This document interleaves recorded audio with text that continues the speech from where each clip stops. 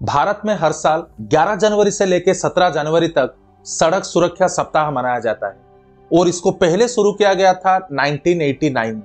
इतना ही नहीं, पूरे विश्व भर में भारत का यह दावा है कि हम लोग सबसे बड़ी मतलब चौथे सबसे बड़ी ऑटो बाजार और तीसरे सबसे बड़ी रोड नेटवर्क हमारे पास ही है।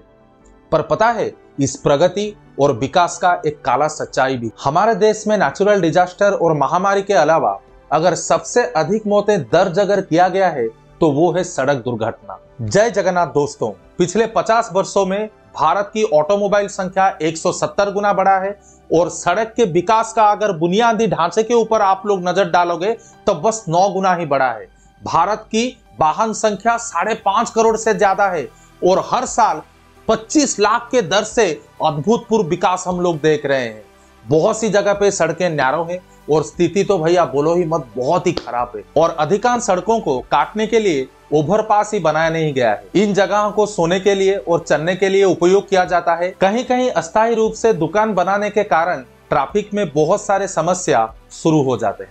2016 की रिपोर्ट के मुताबिक भारत में जान गंवाने वाले 70% लोग 18 से लेकर 45 वर्ष के आयु के हैं। पिछले एक दशक में भारत में हर साल सड़क मृत्यु 1,36,118 है, जो कि एक छोटे से शहर को गंवाने के बराबर है। भारत में 2020 में सड़क दुर्घटना में खराब सड़क के स्थिति के कारण लगभग 60,000 दुर्घटना में से 1% गड्ढों के कारण हुआ था और 4 बड़े शहरों में रोड एक्सीडेंट के ऊपर जो एक प्राइवेट बीमा कंपनी के द्वारा जो रिपोर्ट प्रस्तुत किया गया है, उसमें से यह पता चला है कि सड़क दुर्घटना का दूसरा सबसे बड़ा कारण आवारा जानवर है। जानवरों के कारण होने वाले लगभग 58% एक्सीडेंट में कुत्ते और उसके बाद मवेशी शामिल हैं।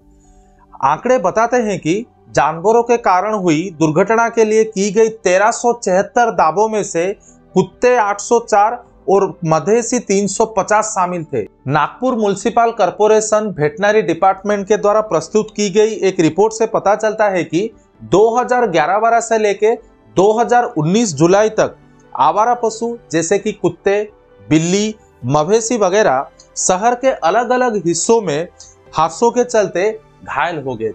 अगर दोस्तों हम लोग अंतर्राष्ट्रीय स्तर पर देखें, वर्ल्ड बैंक के बोर्ड ऑफ एग्जीक्यूटिव डायरेक्टर्स ने भारत के सड़कों को सुदृढ़ करने के लिए और भारत सरकार के कार्यक्रम को समर्थन करने के लिए $250 मिलियन के पूंजी को समर्थन दी है। इंडिया दुनिया की केवल 1% वाहन संख्या के साथ सभी एक्सीडेंट संबंधी मौतों का लगभग 10% हिस्सा है। अगर हम लोग वर्ल्ड बैंक रिपोर्ट देखेंगे, इतने सड़क दुर्घटना होने से हमारे भारत के अर्थव्यवस्था के ऊपर बहुत ही खराब इंपैक्ट पड़ता है, जहां पे हर साल हमारा जीडीपी लगभग 5 से लेकर 7% तक नुकसान उठाता है। हमारे देश में the Indian state support programme for road safety, जो कि वर्ल्ड बैंक के द्वारा फाइनेंस किया जा रहा है, उसे फिलहाल में उड़ीसा, तेलंगाना, आंध्र प्रदेश, उत्तर प्रदेश, तमिलनाडु जैसे राज्यों में लागू किया जा रहा है। औरतें सड़क दुर्घटनाओं का अप्रत्यक्ष खामियाजा भुगतते हैं। Recognizing this challenge, this project has a particular focus on the gender and promote the women's participation in the management roles of the road safety sector। यह प्रोजेक्ट विशेष रूप से सड़क दुर्घटना के बाद केयर कमांड और उसके साथ साथ निरंतर महिलाओं के लिए कैसे रोजगार पैदा किया जाएगा हॉस्पिटल में, उसके लिए भी बनाया गया।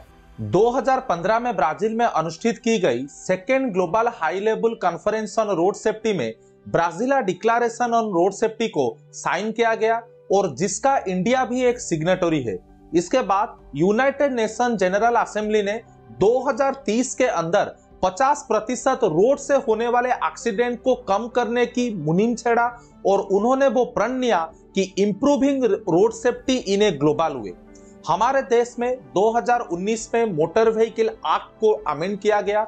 उसी हिसाब से defective driving, traffic violation, juvenile driving करने से आपको भारी मात्रा में पेनाल्टी भी देना पड़ेगा। तो मैंने आपके सामने पूरा एक तस्वीर रखा, भारत के रास्ते, भारत के सड़क और उससे जुड़े हुए कुछ तथ्य। आशा करता हूं ये वीडियो आपको बहुत ही अच्छा लगेगा। नीचे हमारे चैनल को सब्सक्राइब करना मत भूलिएगा, उससे मुझे और मेरे टीम को बहुत ही ज्यादा हौसला मिलता है। मिलते हैं अगले एक बढ़िया से वीडियो में। आज के लिए इतना ही। जय हिंद।